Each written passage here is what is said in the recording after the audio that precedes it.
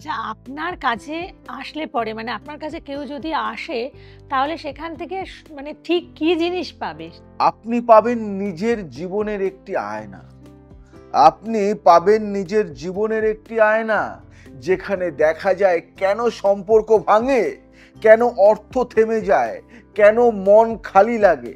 আমি কেবল উত্তর দিই না, আমি আপনার জীবনের পেছনের কারণ উন্মোচন করি, আর সেই কারণের উপর ভিত্তি করেই আপনাকে দিই মন্ত্র, রত্ন, তান্ত্রিক প্রতিকার ও দিক নির্দেশ।